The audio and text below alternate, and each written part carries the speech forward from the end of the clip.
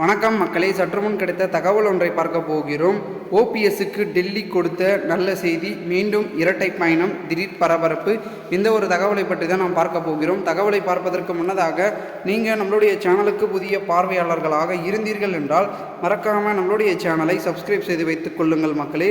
தற்பொழுது பன்னீர்செல்வம் அவர்கள் பெரும் விதத்தில் அதிமுகவிலிருந்து பிரிந்து தனிச்சையாக நின்று சுயேட்சை சின்னத்தில் பாஜகவுடன் கைகோர்த்து பார்த்திங்கன்னா செயல்பட்டு கொண்டிருந்தார். ஓகேங்களா? அதன் முன்னோடியாக பாரதிய ஜனதா என்ன சொல்கிறாங்களோ அதை பார்த்திங்கன்னா கடைபிடித்து வந்தார் என்றும் கூறப்படுகிறது.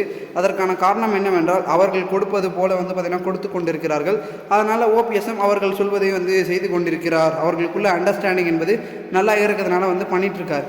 இதனால் ஈரோடு கிழக்கு தேர்தல் இடையில் வந்துச்சு. நீங்கள் உங்கள் அனைவருக்கும் எல்லாருக்கும் தெரியும்னு நினைக்கிறேன். அந்த ஈரோடு கிழக்கு தேர்தலில் என்ன ஆச்சு அப்படின்னு கேட்டிங்கன்னா, ஓபிஎஸ் இபிஎஸ் ரெண்டு பேருக்கு கருத்து வேறுபாடு இருந்ததுனால ரெண்டு பேருமே பார்த்திங்கன்னா அவர்களுடைய பார்த்திங்கன்னா வேட்பாளரை நிறுத்தினார்கள். இது கொஞ்சம் மோதல் அமைடும் அப்படின்னால டெல்லி மேலிடம் ஓபிஎஸ்ஸிடம் ஒன்று சொன்னாங்க, வேணாங்க, உங்களுடைய வேட்பாளரை நீங்கள் வாபஸ் பெற்று விடுங்க, நம்ம அப்புறம் பார்த்துருக்கலாம், உள்ளுக்குள்ளே சண்டை போயிட்டு இருந்தால் அப்புறம் நம்ம மக்களவைத் தேர்தலில் கொஞ்சம் சிக்கலாக மாறிடும் அப்படின்றதுனால நம்மளுடைய ஓபிஎஸ் அவர்களுடைய பேச்சை கேட்டு அதாவது நம்மளுடைய பாரதிய ஜனதா அவர்களுடைய பேச்சை கேட்டு ஓபிஎஸ் அவர்கள் அப்பொழுதே பார்த்திங்கன்னா முடிவுகளை எடுக்க ஆரம்பித்தார். அப்பொழுது அவர்களுக்கும் பார்த்திங்கன்னா கொஞ்சம் பார்த்திங்கன்னா அப்படி இப்படி இருந்ததுனால ரெண்டு பேருமே பெரும் விதத்தில் செயல்பட்டு கொண்டிருந்தார்கள் என்றும் கூறப்படுகிறது.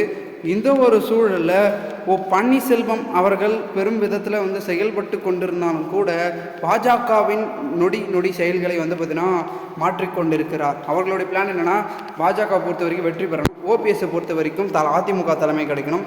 அதற்காக முயற்சிகளை தீவிரப்படுத்தி கொண்டிருக்கிறார் என்றும் பார்த்திங்கன்னா ஒரு பக்கம் கூறப்பட்டு கொண்டிருக்கும். இந்த ஒரு சூழலில் தற்பொழுது ஓபிஎஸ்க்கு எம்பி பதவியை கொடுப்பார்கள். அந்த பதவியை அப்படியே அவங்களுடைய மகனுக்கு கொடுத்துட்டு பாஜக ஓபிஎஸ்க்கு அதிமுகவின் தலைமையை கிடைக்க தேர்தல் ஆணையம் மூலமாக அதிரடி காமிப்பு வாய்ப்பு இருக்குது.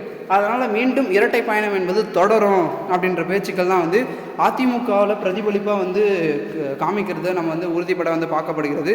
அதனால் நிறைய விதமான விஷயங்கள் ஒரு பக்கம் இருந்தாலும் அதிமுக மீண்டும் அந்த ஒரு பெரும்பான்மை தொடப்போகிறதா அப்படின்றத நம்ம பார்க்கப்படுகிறது. ஏனென்றால் காரணம் என்னவென்றால் தற்சமயம் வரைக்கும் ஓபிஎஸ் அவர்கள் ராமநாதபுரம் தொகுதியில் வெற்றி அடைவாரா அப்படின்ற ஒரு எதிர்பார்ப்பில் தான் தொடர்ந்து செயல்பட்டு கொண்டிருக்கிறார்கள்.